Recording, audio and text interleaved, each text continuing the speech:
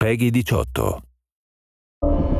Fighting is my job. That's what I do for a living. That's what I've been doing since I'm 7 years old every day. I'm fighting because I like the science of it. For me, it's a passion, so it's a sport. I'm a martial artist, and that's what I love to do. GSP is George St. Pierre, the current welterweight champion of the UFC. He's a phenomenal mixed martial artist. He's such an expert in his field. And the chance to work with a guy like George is a tremendous opportunity. I'm here to make the video game, actually, to help the guys help the team, to give them some insight of what I think, to make it more authentic, make it more real. Throughout the development of this game, we've been heavily influenced by MMA, karate, kung fu, wrestling, jiu-jitsu, and that, in a lot of ways, mirrors George's fighting style.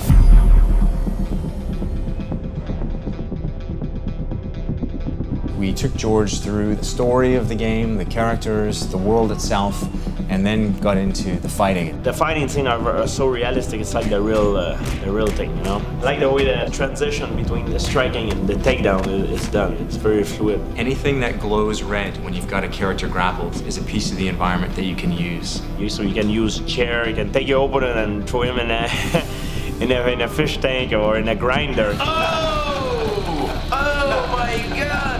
He wanted to get his hands on the game. You know, he almost kind of wanted to take the controls from Mike and play himself.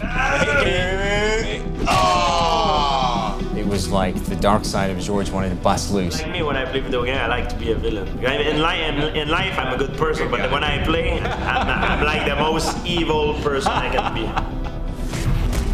And then we brought in Liberty Walker and Soda Yoyama, two guys who've been key to the development of our fighting and our locomotion. And the great thing about these guys meeting George is that Soda and Liberty are both fighters themselves. Whenever we are trying to implement some new moves, we get up, start throwing the punches, then see how it feels. So we would often work through what worked mechanically from our martial arts background, trying to keep with more believable moves. Soda and Liberty are very committed in what they do. They're very meticulous in their work. So Soda, you want to bring up on your end like the jump kick?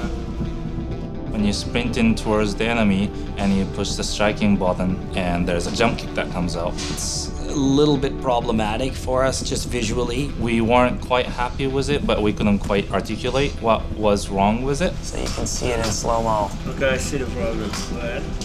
Go continuously, yes, I can see. So at that point, you know, we broke into the mechanics of what was wrong with that move and how it wasn't looking correct. It doesn't feel like his hip is You know why? good extent, Because he's jumping with the same leg that he's gonna kick, which is wrong. Oh, I see. You see? Jump with the left and you kick with the left. Yes. If I would do that move, okay, I would jump with my right and kick with the left. George was in his element when he was talking to those guys. That's really when he got fully engaged. What I like to do is when the guy kick here, up, getting into him, boom, with and I see one he's swing like this, crack, and then break the leg. He's done, you know? Tweak this, tune this, make this a little bit different, and we'll be even closer to having truly authentic fighting experience. We talked a little bit about the flying punch. It's one of my favorite moves in the fighting, but I've learned new version of it and new ways to apply it. You know, the one I use with my front end that everybody knows, and I like to combine it with the leg kick. I'm not why she gave it the leg. So I'm here, you go with the front, and then you finish with the kick this side. And the other one is the same thing, so I fake it, up, and I finish with the kick as well. Nice. It's like a combination, you know, you end up, papa, with the kick. Here, and that's it. Nice. Wow. So even if you're not actually making contact, right? When you're actually working him back, he's on the defensive. You can pin him down. Exactly. And he's then moving, but now you're in. His attention's up here. Yeah. And you're in kicking range. So that's almost guaranteed, right? Exactly. That's because he doesn't see what is coming. You block it. You block his vision. So he tried to protect high, then you cut the leg. You know, that's when it works the most efficiently. Yeah, definitely.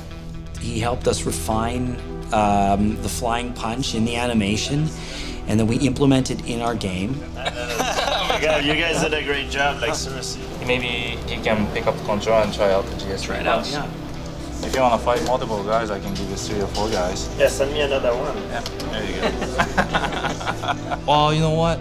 Can you guys give me a little bit more? I think he's dead. Oh, can I have another guy? I just killed this one. Okay, well, do you want maybe 2 more guys? And gave him 2 more guys. And he goes, no, like, I want more.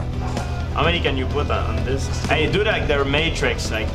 So we created a whole bunch of guys, and he's like fighting a massive army of guys just at him, and he's just working his way through them.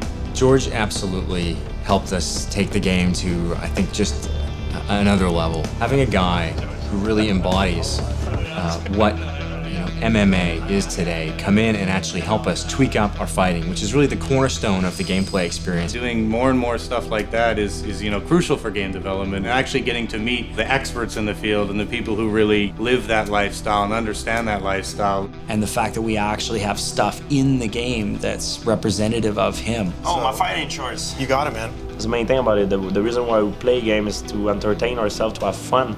And this game, I have to tell you, it's a lot of fun. That's a murderous rampage. Die, everyone. In many ways, I think he's just as dangerous on the road as he is in the ring.